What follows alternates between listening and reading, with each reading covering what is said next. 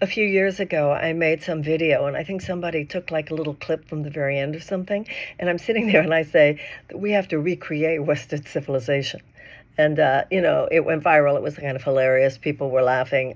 At that time, I thought more laughing with me than laughing at me, but who knows? But today, I want to say very seriously, we sure as hell do. But it's not just Western civilization, it's human civilization.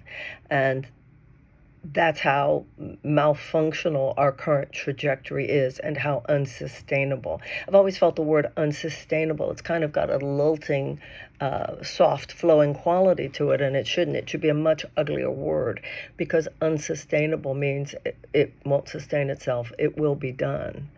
It's just like with an alcoholic or a drug addict. You see that they've gotten to the point where if this continues, it's reasonable to assume they might not survive their own behavior.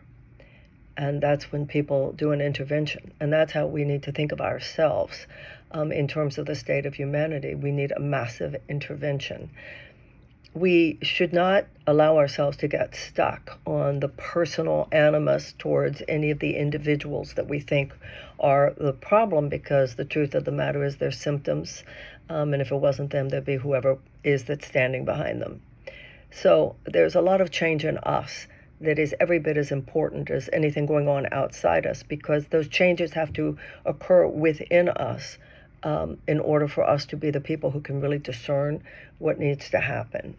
We've all heard that line from Einstein: we will not solve the problems of the world from the level of thinking that we were at when we created them. Another line that I think relates to this is from Alcoholics Anonymous: your best thinking got you here. We have to change our thinking, and that thinking has to be withdrawing some of our blame onto others and taking responsibility for the fact that we so misused our power. We were so irresponsible in so many ways, both individually and collectively. Each of us has to do that work in our hearts, and it changes you, and you become far more humble but far more powerful.